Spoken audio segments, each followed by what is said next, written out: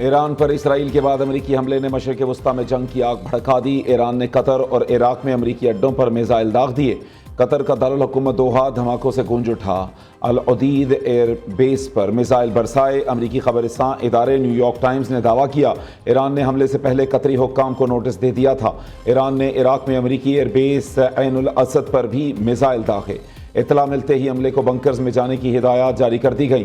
سعودی عرب میں بھی امریکی ایئر بیسز پر سائرن بج اٹھے۔ شام میں ایران کے ممکنہ حملے کے پیش نظر امریکی اڈوں پر ہائی الرٹ کر دیا گیا۔ امریکی میڈیا کے مطابق صدر ٹرمپ، وزیر دفاع اور مسلح فوج کے سربراہان سچویشن روم میں موجود ہیں۔ وہ تمام صورتحال کا جائزہ لے رہے ہیں۔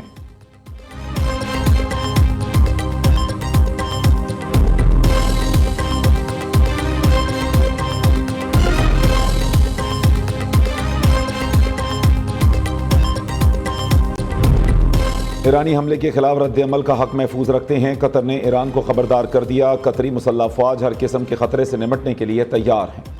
قطری وزارت دفاع کے مطابق ایئر ڈیفنس سسٹم نے میزائلوں کو انٹرسپٹ کیا۔ ایرانی میزائل حملے میں کوئی جانی نقصان نہیں ہوا۔ سعودی عرب، عراق اور دیگر ممالک کی ایرانی میزائل حملوں کی مذمت۔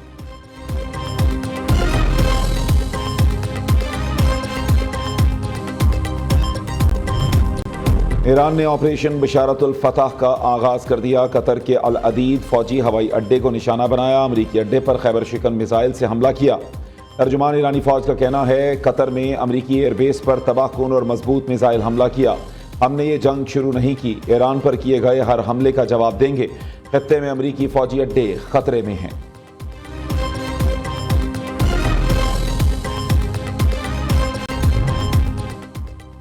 قطر کے علاوہ کہیں اور امریکی اڈوں پر ایران نے حملہ نہیں کیا۔ امریکہ نے 3 روز قبل اپنے 40 جنگی طیارے نکال لیے تھے۔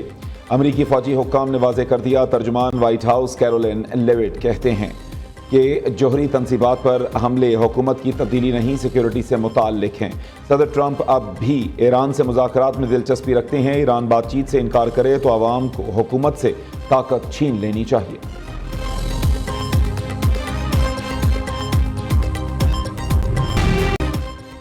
قومی سلامتی کمیٹی کی ایران پر اسرائیلی جارحیت کی شدید مذمت۔ فردو، نیتنز اور اصفہان میں حملے بین الاقوامی قوانین کی خلاف ورزی قرار۔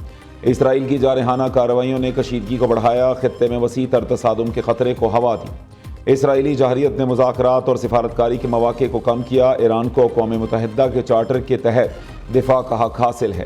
وزیر اعظم کی زیر صدارت قومی سلامتی کمیٹی اجلاس کا اعلامیہ جاری۔ قومی سلامتی کمیٹی کا خطے میں امن و استحکام کے لیے کوششیں جاری رکھنے کے عزم کا اعادہ۔ بین الاقوامی انسانی حقوق اور قوانین کی پاسداری کی ضرورت پر زور دیا۔ فیلڈ مارشل عاصم منیر نے حالیہ دورہ امریکہ پر شرکاء کو اعتماد میں لیا۔ اجلاس میں وفاقی وزراء اور عسکری قیادت شریک ہوئی۔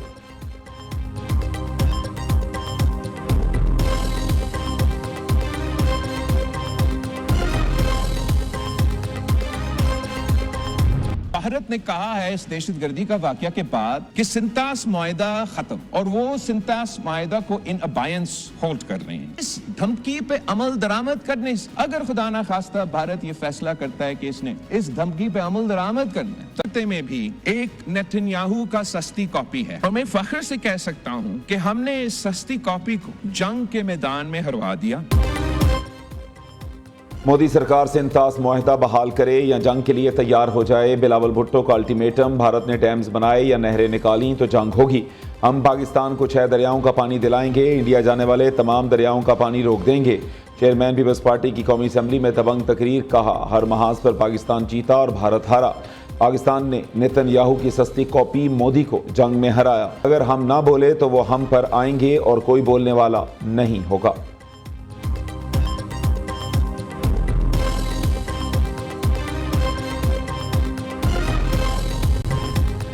ایران کے اسرائیل میں متعدد شہروں پر میزائل حملے۔ یروشلم، اشدود اور لاخیش دھماکوں سے گونج اٹھے۔ اسرائیلی پاور پلانٹ تباہ، کئی علاقے بجلی سے محروم، متعدد عمارتوں کو نقصان پہنچا، درجنوں اسرائیلیوں کے زخمی ہونے کی اطلاعات۔ دوسری جانب امریکہ کے بعد اسرائیل کا بھی ایران کے فردو ایٹمی پلانٹ پر حملہ۔ ایرانی سرکاری نشریاتی ادارے اور تہران میں یونیورسٹی پر بھی بمباری۔ صہیونی فوج کا کم از کم 6 ہوائی اڈوں پر فضائی حملوں کا دعویٰ۔ ایران کے 15 طیاروں اور ہیلی کاپٹرز کو تباہ کیا گیا۔ صبح یزد میں اسرائیلی حملوں میں پاسداران انقلاب کے 10 ارکان شہید ہوئے۔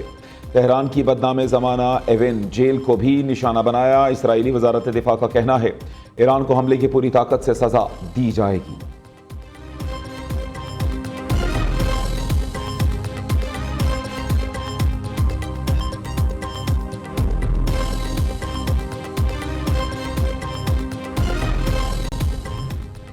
پانچ کروڑ تک کے کیسز میں عدالتی وارنٹ کے بغیر گرفتاری نہیں ہو سکے گی. 75 سال سے زائد عمر کے افراد ٹیکس سے مستثنا.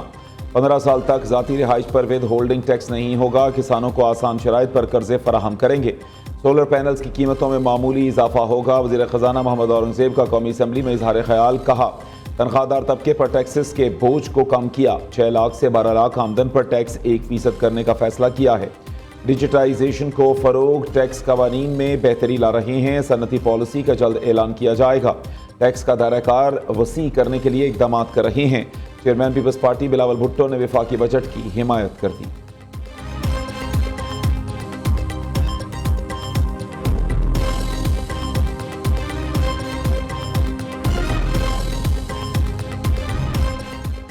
بانی پی ٹی آئی کے حکم پر 1 منٹ میں اسمبلی توڑ دوں گا. وزیر اعلیٰ خیبر پختونخوا کا اعلان. پی ٹی آئی نے جمہوریت کی خاطر پنجاب اور خیبر پختونخوا کی اسمبلیاں تحلیل کی. 2 صوبائی اسمبلیوں کی تحلیل کے بعد فیصلہ سازوں اور قبضہ مافیا نے آئین توڑا. یہ آئین توڑنے والوں کی بھول ہے کہ ان کا احتساب نہیں ہوگا.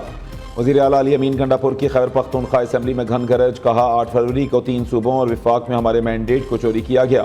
کمشنر راولپنڈی نے الیکشن میں دھاندلی کا اعتراف کیا. تحریک انصاف کے کارکنوں پر جبر تا قیامت یاد رکھا جائے گا. جب بھی بانی پی ٹی آئی سے ملاقات ہوئی ان سے بجٹ پر رہنمائی لیں گے.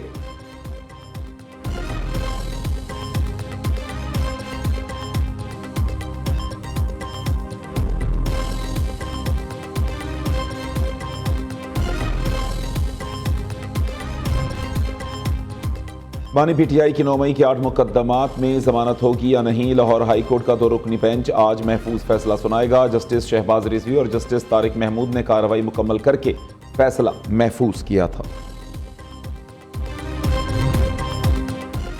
پاکستان یو اے ای 12واں وزارتی اجلاس آج ہوگا. وزیر خارجہ اسحاق ڈار کی سربراہی میں پاکستانی وفد متحدہ عرب امارات پہنچ گیا. تجارت، سرمایہ کاری، آئی ٹی، توانائی اور انفراسٹرکچر کے شعبے زیر غور آئیں گے. متعدد قانونی معاہدوں کو حتمی شکل دیے جانے کی توقع.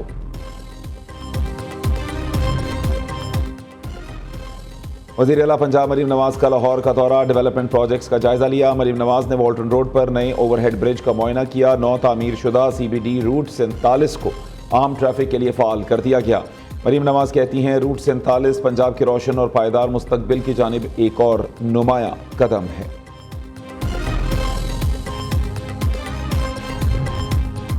بھارت صرف فلموں میں ہی جنگیں جیت سکتا ہے. پاکستان نے بھارت کو جنگ میں تاریخی شکست دی. بھارت کے جھوٹے بیانیے کا اب ہمیں توڑ کرنا ہے. سینئر وزیر شرجیل میمن کا سندھ اسمبلی میں اظہار خیال. کہا وزارت اطلاعات نے آئی ورک فار سندھ کے نام سے ایپ بنائی ہے. 72 لاکھ لوگ اب تک ایپ کو وزٹ کر چکے. جاب پورٹل پر 17,000 درخواستیں موصول ہو چکی.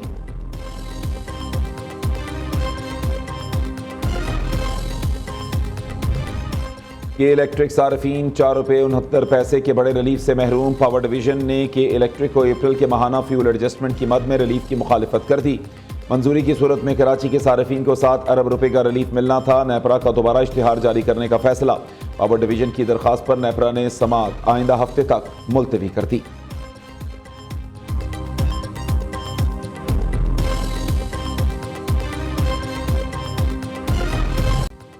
اور پنجاب کے بیشتر اضلاع میں 25 جون سے 1 جولائی تک آندھی اور بارش کی پیش گوئی. پی ڈی ایم اے نے الرٹ جاری کر دیا. اسلام آباد، بالائی خیبر پختونخوا، کشمیر اور گلگت بلتستان میں بھی بارش متوقع.